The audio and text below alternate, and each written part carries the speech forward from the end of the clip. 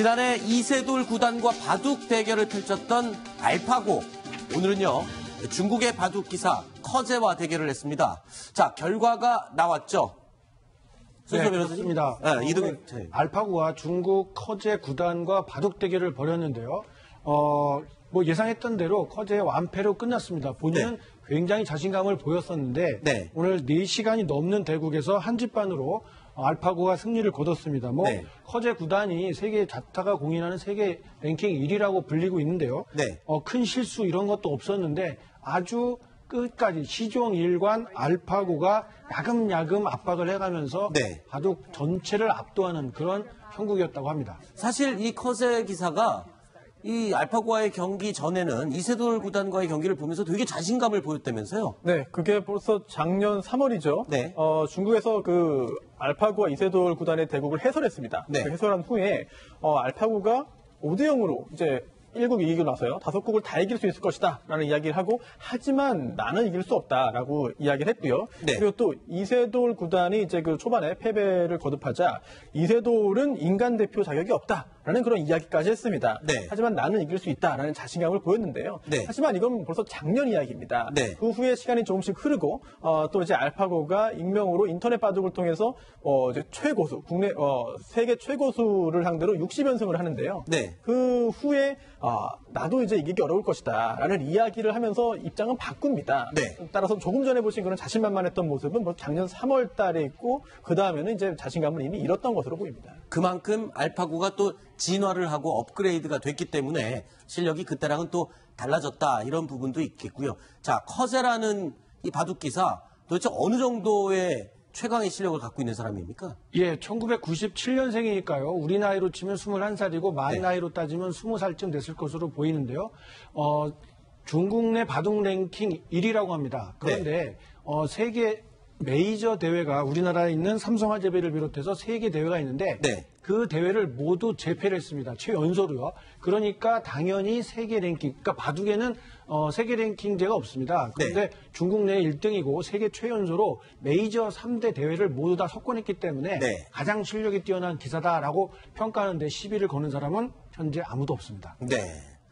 자, 커제도 이 알파고와 5번의 대국을 치르게 되는데, 글쎄요, 지금 많은 전문가들은 5판을 모두 질 것이다, 알파고가 이길 것이다, 이렇게 예측을 하고 있습니다만, 우리 대한민국의 이세돌 구단은 4번째 대국에서 알파고의 승리를 거두었죠. 당시에 이 4번째 대국 이후에 했던 인터뷰 내용, 이세돌 구단의 인터뷰 내용을 들어보시겠습니다.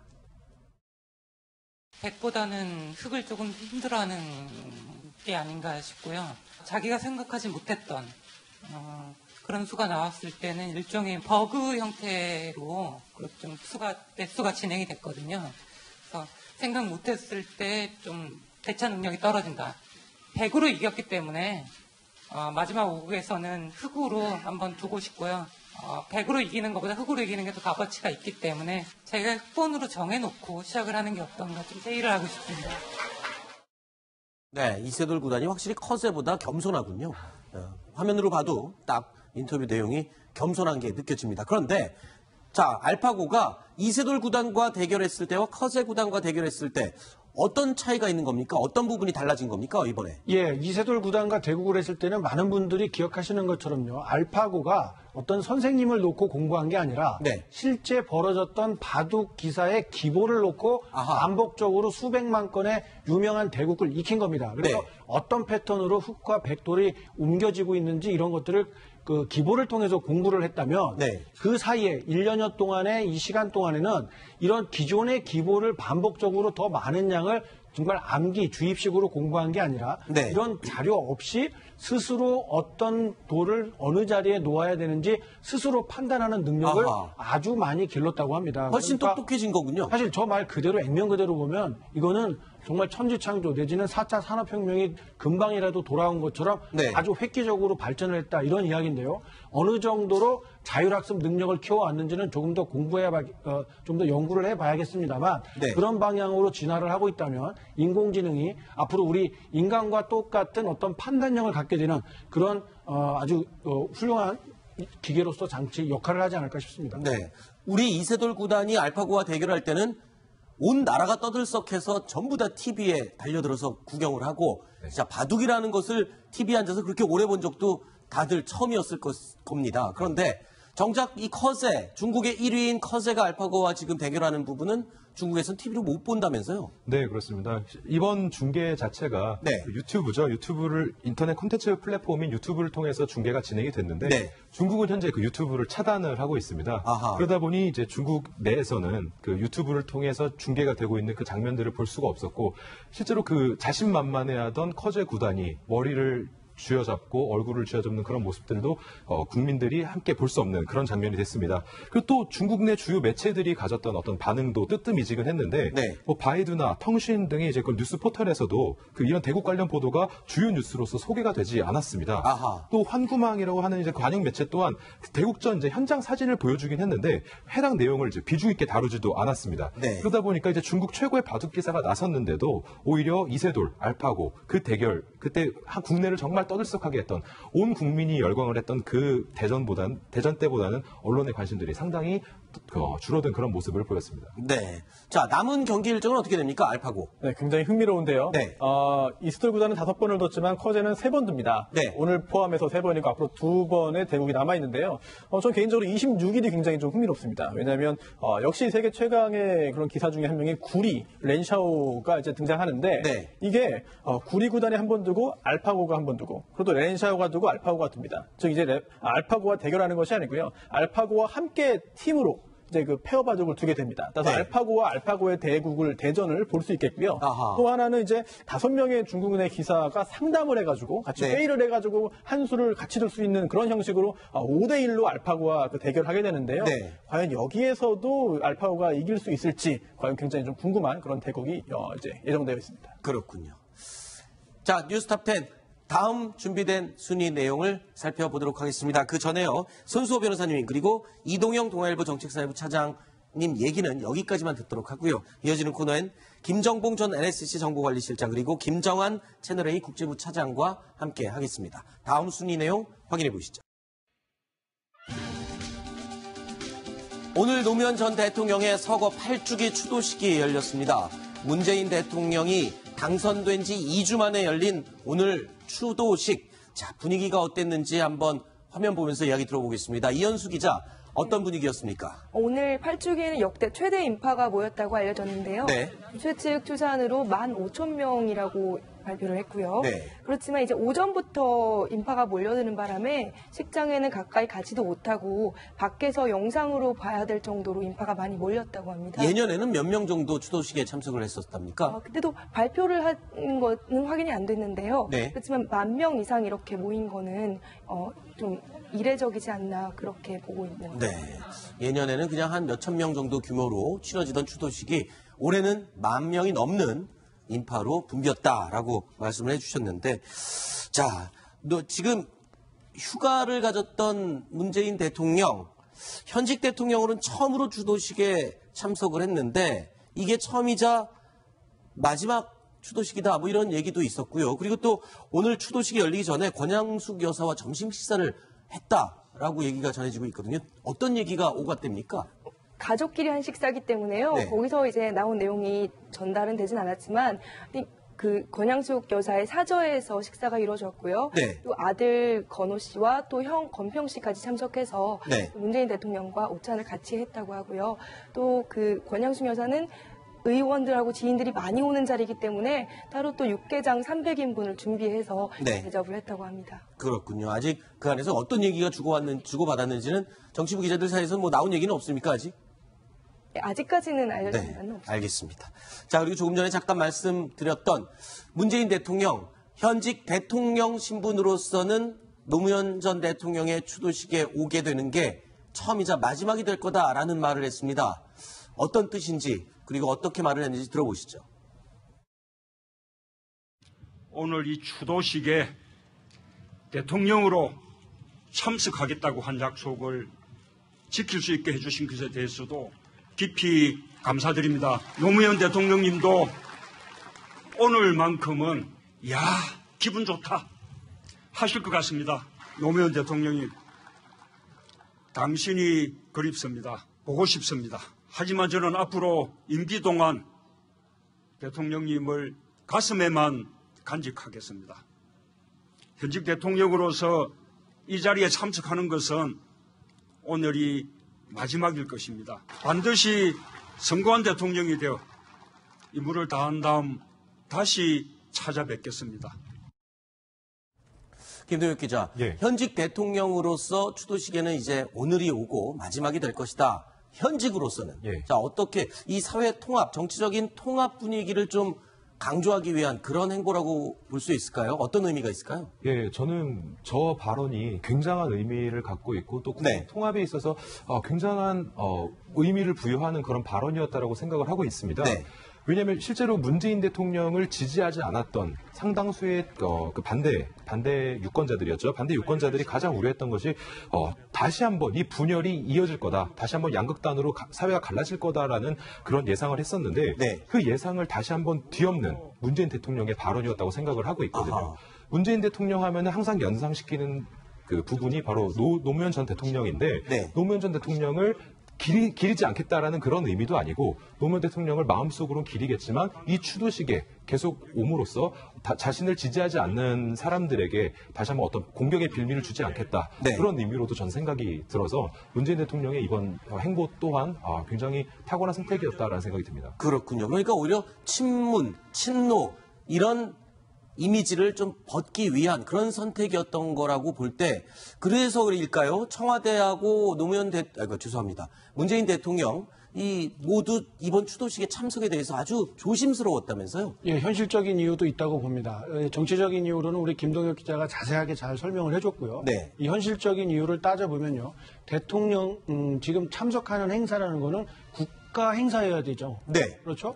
그런데 노무현 전 대통령의 추도식은 그냥 사실상 가족들 중심의 추모 행사입니다. 네. 국가 예산이 투입되는 그런 국가적인 행사나 기념일이 아니거든요. 네. 그런 행사에 대통령 신분으로서 정기적으로 상례적으로 참석을 하게 된다라는 것은 그 행사를 국가 행사로 격상시키거나 국가 예산을 투입해야 될 만큼 중대한 사유가 있다. 이렇게 판단이 돼야 되는데 지금 이런 추도식에 대해 대통령이 계속해서 그렇게 참석하려면 지금 말씀드린 그런 전제 조건이 충족이 되어야 하기 때문에 이런 부분에 있어서 청와대 측에서 부담을 느꼈을 가능성도 저는 굉장히 크다고 봅니다. 그렇군요.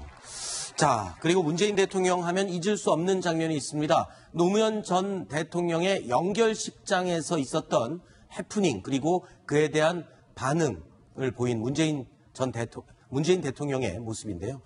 화면으로 보시죠.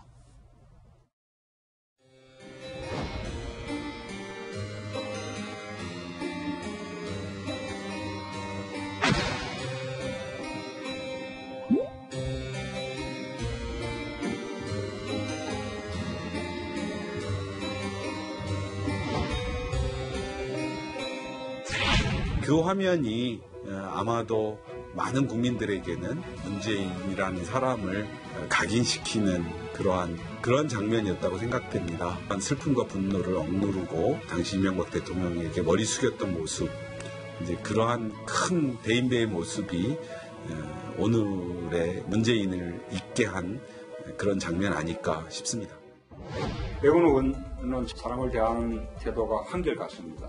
국회의원 되기 이전의 그 초심을 지금도 그대로 고스란히 간직을 하고 있습니다. 백운호 의원님도 노무현 대통령님의 어떤 정신, 가치 이런 것을 그대로 계승하는 아주 훌륭한 정치인이라고 생각합니다. 이동영 차장, 네. 이 백원웅 의원의 저런 행동이야 그렇다 치지만 저 당시에 문재인 대통령이 가서 왜 사과를 했던 거죠? 그때 논란이 꽤 있었습니다. 네. 그러니까 백원우 당시 의원이 노무현 전 대통령의 청와대 행정관으로 일을 했었고 네. 2년 정도 일을 한 다음에 국회의원으로 당선이 됐었는데 그런 아주 오래되고 깊은 인연이 있다 보니까 이 연결식장에서 당시 이명박 대통령이 헌화를 하는 그 순간 이 정치 보복이다라고 하면서 이명박 당시 대통령을 비판하는 연결식장 자리에서 네. 바로 대통령이 참석한 자리에서 그런 행동을 보였단 말이죠. 그래서 경호원들에게 입을 틀어막혀서 끌려나갔습니다. 네. 그래서 결국에는 기소돼서 재판까지 받았을 정도였거든요. 네. 물론 대법원에서 최종 무죄가 나오긴 했습니다만 논란이 끊이지 않았던 사건입니다. 네. 그런 해프닝 속에서 당시 친노 좌장격을 사실상 겸하고 있었던 문재인 당시는 뭐 당에 있던 당대표 뭐 이렇게 네. 직책을 맡고 있었겠죠. 이 문재인 당시 지금 현재 대통령이 직접 이명박 대통령을 찾아가서 고개를 깊게 숙이고 조금 전에 백원호 의원의 저런 언행에 대해서 깊게 사과한다 라고 말을 했고 그 자리에서는 더 이상 논란이 되지 않고 마무리가 됐던 그런 해프닝이었습니다. 네.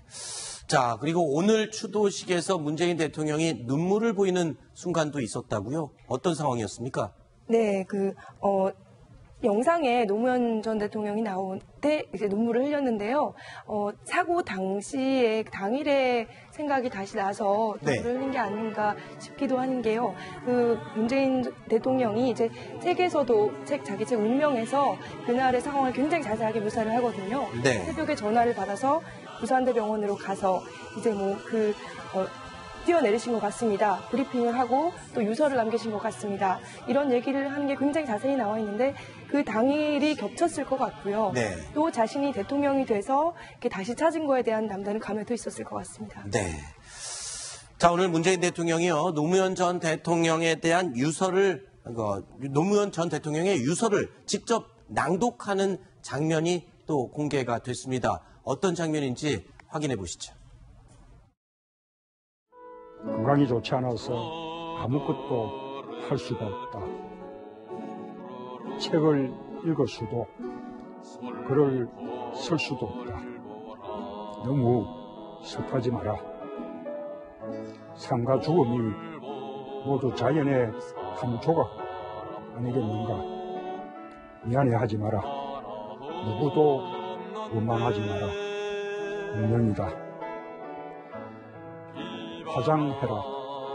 그리고 집 가까운 곳에 아주 작은 비석 하나만 남겨라. 오래된 생각이다. 자, 지금 이 영상에서 낭독한 노무현 전 대통령의 유서, 평소 문재인 대통령이 이 유서를 지갑에 항상 넣어 갖고 다녔다라고 했던 그 유서의 내용이군요. 이거를 어떻게 해서 저런 영상으로 공개하게 된 겁니까? 네, 이번에 노무현 전 대통령의 8주기를 맞아서 영화 노무현입니다가 개봉을 하는데요. 네. 노 전 대통령의 사고 8주기를 맞아서 추모 영상이 공개가 된 것입니다. 네네. 그래서 문재인 대통령의 경우 늘 이제 지갑에 노무현 전 대통령의 유서를 넣고 다니고 있고, 그리고 노무현 전 대통령이 처음으로 만들었던 명함도 함께 가지고 있다고 합니다. 네. 그래서 이걸 전해 들었던 이창재 감독이죠. 영화 노무현입니다의 감독이었던 이창재 감독이 인터뷰 당시에 유서 낭독을 제안을 했고, 네. 그 낭독한 영상이 바로 좀 전에 보셨던 그 영상입니다. 그랬군요. 이창재 감독이 이제 혹시 유서를 항상 갖고 다닌다는데 지금도 있습니까? 그랬더니 있다고 꺼내 보여주고 그걸 그 자리에서 즉석에서 영상으로 만들어서 이번에 개봉하는 영화에 삽입하게 된 그 영상이었습니다. 자, 오늘 추도식, 그런데 여야 의원들이 아주 대거 참석을 했다면서요? 네, 정세균 의장과 오윤근 사무총장을 비롯해서요, 여권에서 굉장히 많은 인사가 참석을 했는데, 민주당 지도부, 추미애 대표, 우원식 원내대표, 또 안희정 충남지사도 참석을 했고요. 국민의당에서는 김동철 원내대표하고 안철수 전 의원까지 참석을 했습니다. 또 바른정당에서는 주호영 원내대표가 대표 대행으로 참석을 했고요. 정의당도 심상정 의원, 노회찬 의원 이렇게 참석을 했습니다. 그랬군요. 그런데 자유한국당의 정우택 원내대표는 참석을 하지 않았어요. 그럼 과거에도 원래 자유한국당 또는 새누리당에서는 참석을 하지 않았었습니까? 아닙니다. 대표급이 참석을 안 하는 거는 3년 만인데요. 네. 사실 작년에는 정진석 원내대표가 대표 대행 자격으로 참석을 했고요. 네네. 그 이전에 이제 2015년에는 김무성 당시 새누리당 대표가 참석을 했다가 물병 세례를 맡기도 했습니다. 네, 그랬군요. 자, 그런데 오늘 이 자리에 노무현 전 대통령의 추도식 자리에 노무현 전 대통령의 아들 노건호 씨의 모습이 굉장히 눈에 띄었다고요. 네. 머리를 삭발을 하고 나왔어요. 그렇습니다. 삭발한 이유도 굉장히 자세하게 이야기했는데요. 네. 본인이 탈모 때문에 삭발했다라는 말을 하고 기타 이 헤어 스타일에 관련돼 가지고 또 상당히 자세한 이야기를 남겼습니다. 그럼 어떻게 얘기를 하는지 한번 직접 들어보실까요? 헤어스타일의 변화가 좀 있었습니다. 정치적인 의사표시도 아니고 사회에 불만이 있는 것도 아니고 또 종교적인 의도가 있는 것도 아닙니다. 최근 좀 심하게 탈모 현상이 일어났는데 탈모반이 하나가 아니고 여러 군데여가지고 방법이 없었습니다. 전국의 탈모인 여러분에게 심심한 위로와 동변상련의 정을 전하는 바입니다. 저는 이미 다시 나고 있습니다. 네.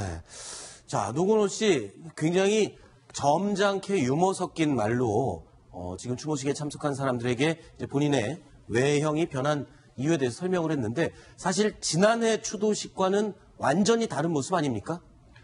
예, 당연히 뭐 문재인 대통령이 대선에서 승리를 하고 대통령의 신분으로 그 자리에 참석을 했으니까 네. 아버지를 모셨던 비서실장이 대통령이 돼서 돌아왔다. 그 모습을 본 노무현 전 대통령의 가족 그리고 장남 노건호 씨 특히나 굉장한 그 감정이 뭐 격해졌을 수 있을 겁니다. 제가 이제 드리고 싶은 말씀은 그 추도식이 오늘 추도식이 노무현 전 대통령을 그야말로 추도하는 그런 행사인데 이 장남의 저런 발언들은 좀 너무 가볍지 않을까. 네. 추도하는 행사에서 저런 자기의 일상에 대한 이야기들을 웃으면서 말할 수 있다는 거에 대해서 좀 불편해하는 분들도 분명히 있었을 것 같고요. 그리고 노무현 대통령에 대해서 추모를 하면서 누가 노무현 대통령을 그렇게 만들었는지 심지어 안희정 전 충남지사 같은 경우에는 친노 세력에 대해서 패족이라고 스스로 지칭한 적도 있습니다. 네. 그런 자신들의 과오를 되새기면서 이 다음 정부에서는 정말 실패 없이 잘 해나가도록 해야 한다.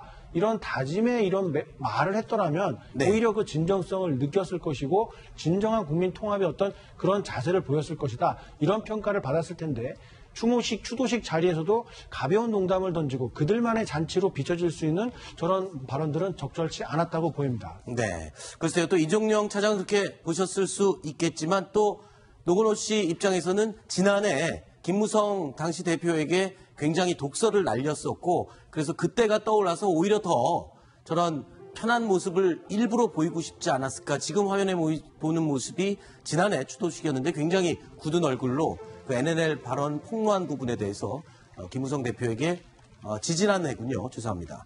자, 굉장히 거친 말을 쏟아냈었죠. 그리고 오늘 아마 그 이동영 차장이 말했던 것처럼 사람들이 좀 축제 분위기가 달아오르는 그런 추모식이어서 아마 그런 분위기에도 좀 편승이 되지 않았을까 그런 생각을 해봤습니다. 매년 이 추모식의 분위기가 좀 달라지는 것 같습니다. 네. 그때 그 분위기나 상황, 또 참석자에 따라 가지고 약간씩 다른 것 같은데요. 오늘의 그런 추모식은 물론 추모의 분위기도 당연히 유지가 됐습니다만 문재인 대통령이 당선됐다는 점 때문에 과거 특히나 작년, 재작년과는 또 많은 분위기가 달랐고 또 이제 노건호 씨의 그런 발언도 그러한 선상에서 이해하면 충분하지 않을까 생각됩니다. 네. 자, 이제 좀 화제 이야기를 좀 바꿔볼까요?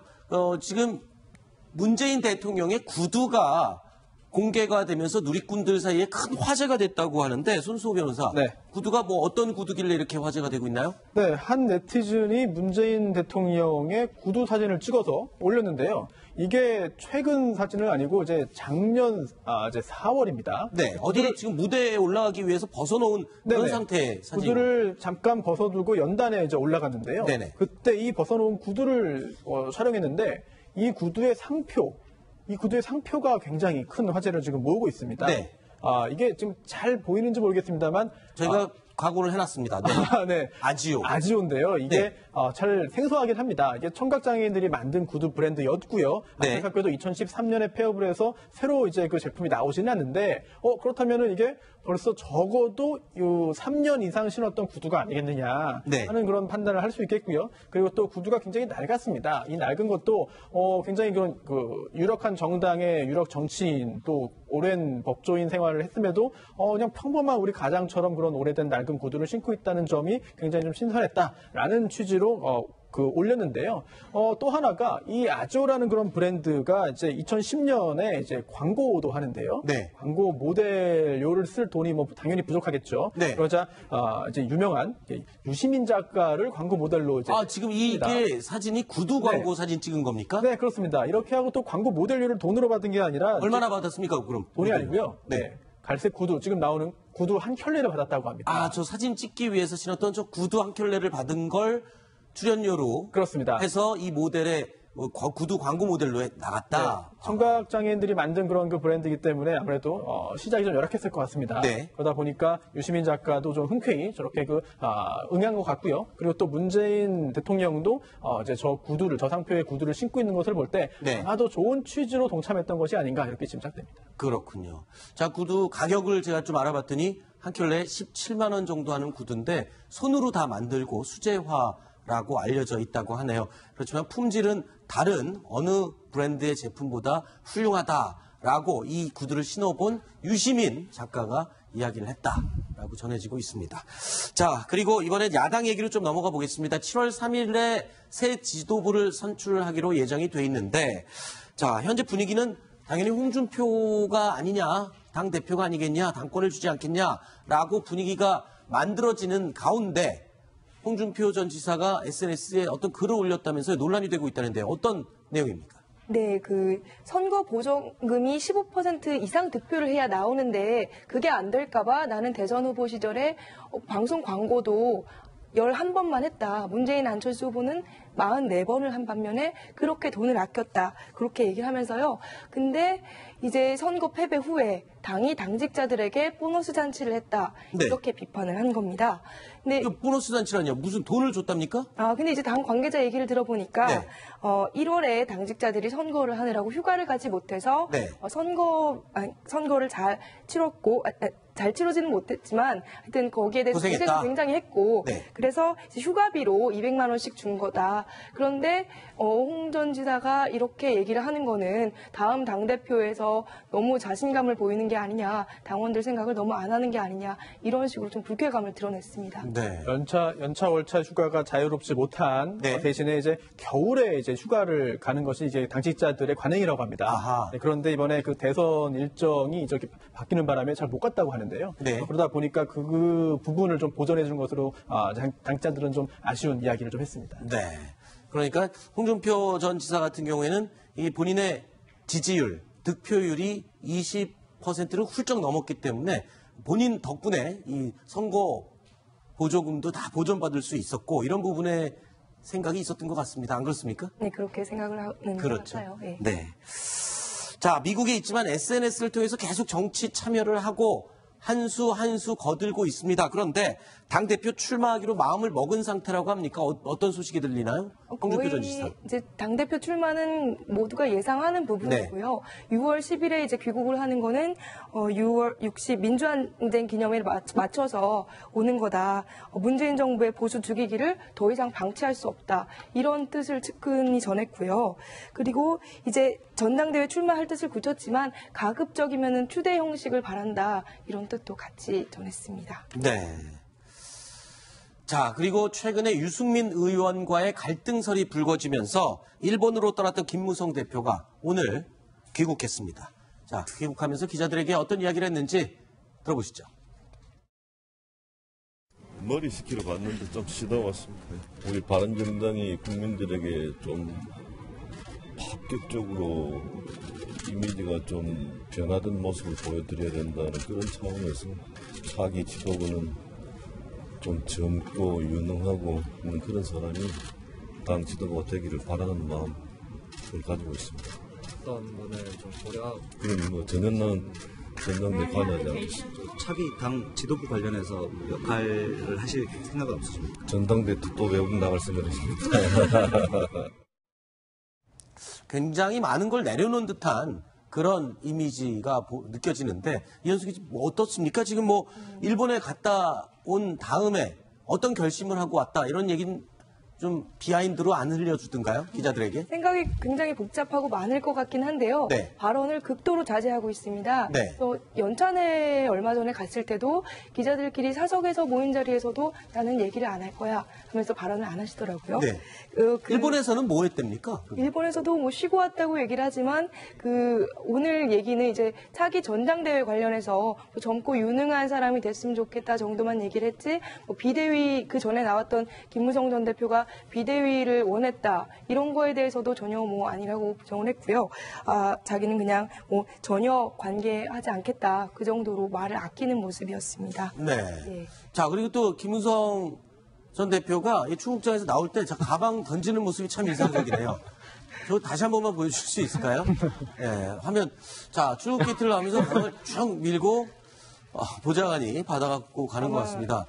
굉장히 당당한 모습이긴 한데요. 네. 지금 화면 자세히 보시면 네. 마이크가 2개고 휴대전화 2개입니다. 네. 이게 불과 몇 달 전, 1년 전 생각해 보면 그러네요.